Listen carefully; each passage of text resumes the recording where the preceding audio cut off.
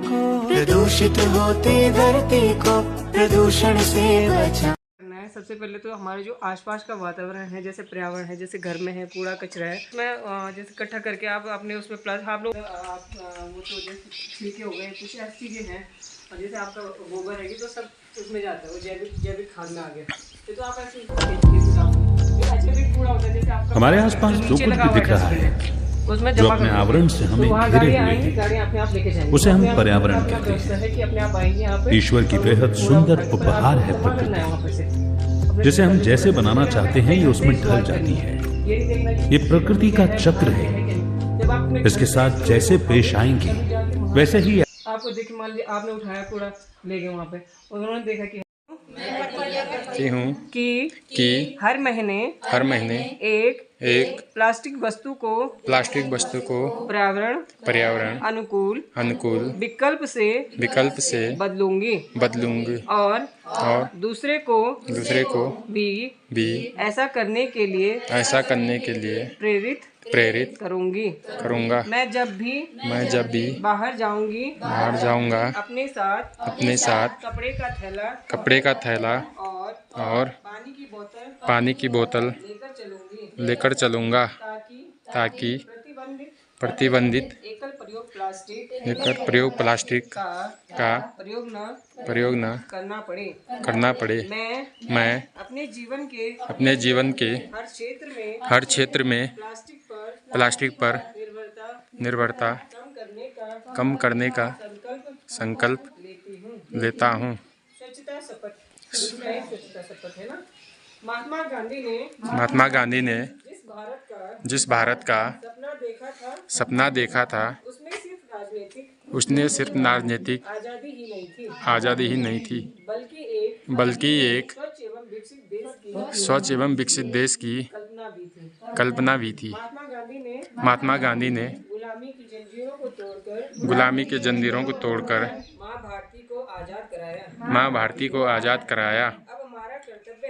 अब हमारा कर्तव्य है कि गंदगी को दूर करके भारत माता की सेवा करें।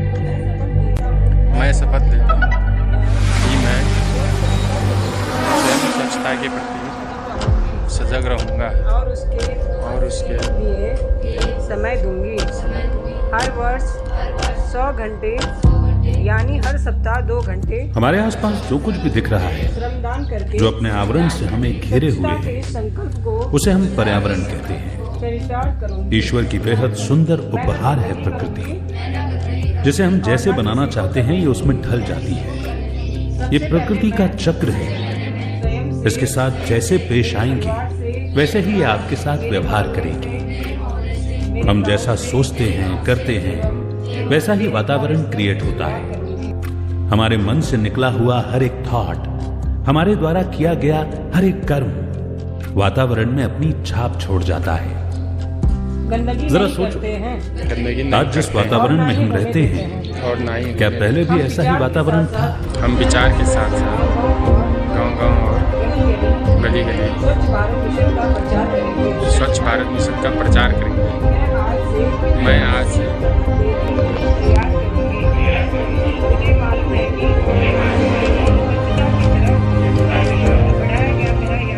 हम सदियों से प्रकृति की पालना पाते आए हैं।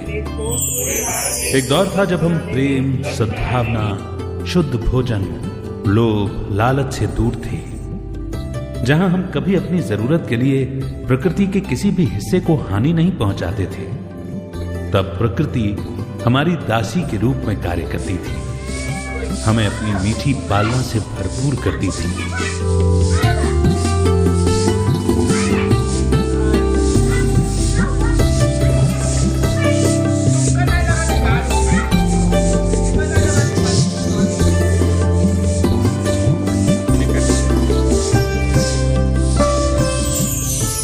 आज एकदम उसके विपरीत क्यों हो गई?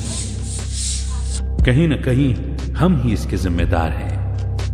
आज फिर से हमारे पर्यावरण को बचाने के लिए हमें आगे बढ़ना होगा। उसके लिए सबसे पहले अपने मन को साफ करना होगा। अपने शुद्ध विचारों के वाइब्रेशन से वातावरण को शुद्ध बनाना होगा। प्रकृति की पालना का रिटर्न भी हमें देना होगा।